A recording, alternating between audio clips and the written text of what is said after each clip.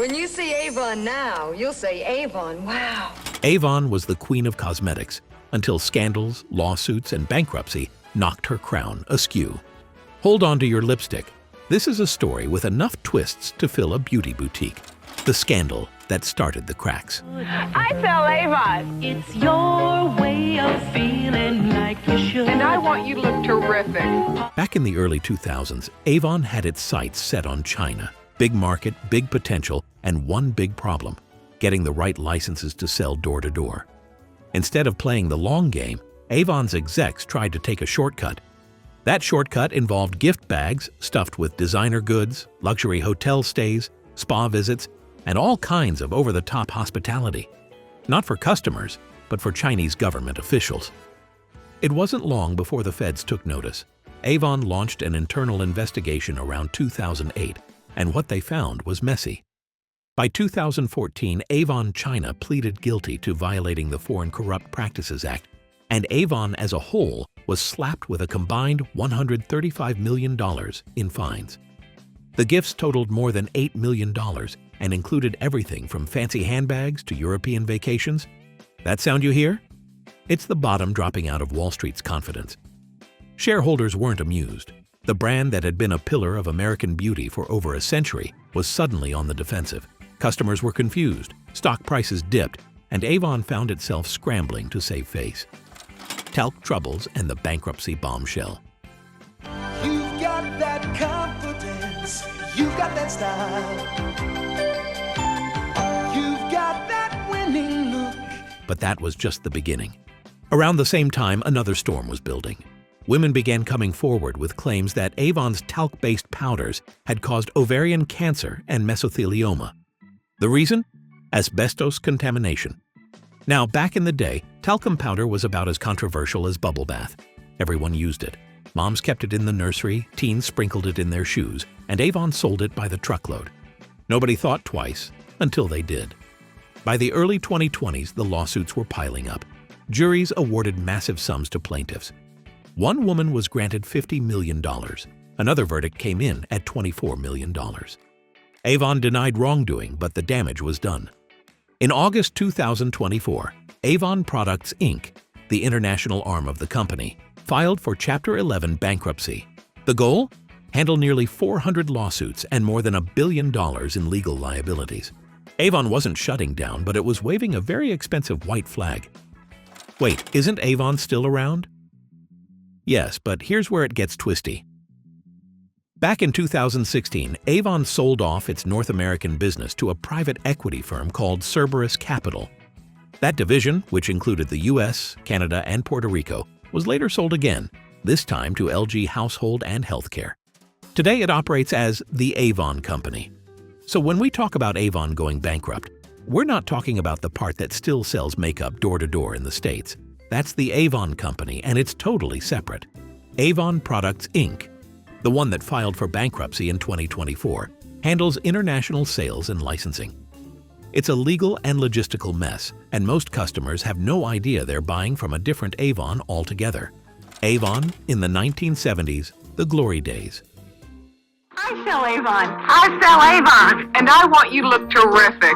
It's your way of looking good. Avon knows there's no magic to looking good. Let's go back to when Avon was at the top of its game, the 1970s.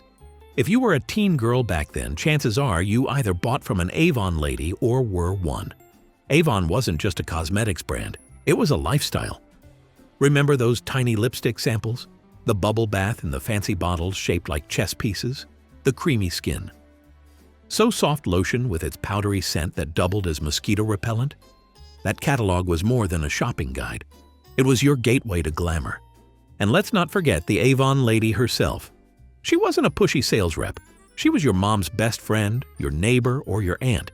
She came over for coffee and left you with a new blush, a hand cream sample, and half the town's gossip. Women didn't just buy Avon, they trusted it. The 1970s were Avon's golden years. The company had a reputation for empowering women before it was trendy. Being an Avon rep gave women the ability to earn money, set their own schedules, and build a community. You didn't need a store, just a smile and a catalog. Back then, Avon wasn't trying to be edgy or high-tech. It leaned into what it did best: classic beauty, personal service, and building trust, one knock at a time. And it worked. By the late 70s, Avon was in nearly every American household. All right, quick pause. Just like an Avon lady fixing her lipstick mid-pitch, I've noticed a lot of folks watching these videos haven't hit that subscribe button yet. So let's make a deal. I'll keep doing the digging, the storytelling, the scandal spilling, and you give that button a little click. It helps way more than you'd think. And hey, if you're on Facebook, come join the fun over there too. See you there. The missteps that followed. When you see Avon now, you'll say, Avon, wow. We got the twist, you got the mist, we got the bangles for your wrist. You got the sheen, you got the clean, we got the moisturizing cream. But success can be a tricky thing. In the 1980s, Avon tried to expand. They bought Tiffany & Co. for a whopping $135 million, dabbled in pharmaceuticals, and made a few other acquisitions that had Wall Street scratching its head. Beauty and diamonds? Sure. Beauty and prescription drugs? Not so much. By the early 90s, Avon had racked up over $1 billion in debt. And while the company eventually sold Tiffany and retreated from its pharma adventures, the damage was done. It had lost its focus. Then came the internet. While other beauty brands raced to build e-commerce empires, Avon clung to its catalogs. They didn't launch a strong digital strategy until it was too late. Reps began leaving, customers found other ways to shop, and competitors like Sephora and Ulta took the lead. Leadership changed hands multiple times. Some CEOs tried to modernize, others doubled down on nostalgia. But nothing could bring back the magic of the Avon Ladies knock.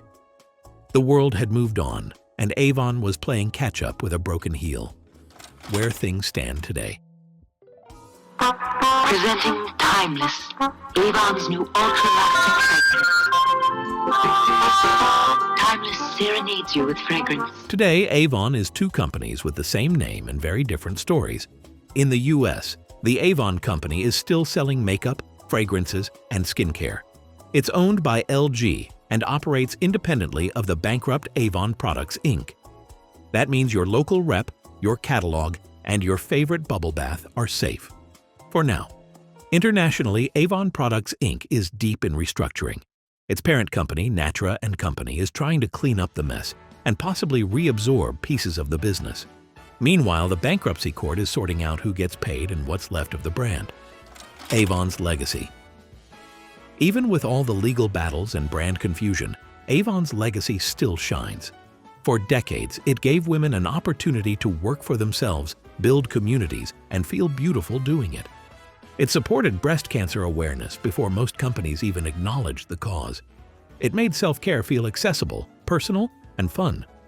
And those products? They weren't just lotions and lipsticks. They were little moments of joy. A swipe of lipstick before a date, a spritz of perfume before heading out with friends, a bubble bath after a long day. So yes, Avon stumbled, big time. But for anyone who grew up flipping through those catalogs, watching their moms or sisters sell a few bottles to neighbors, or catching a whiff of sweet honesty on a school hallway breeze, Avon will always mean something special. So here's the bottom line. Avon wasn't destroyed by a single mistake. It was undone by a series of them.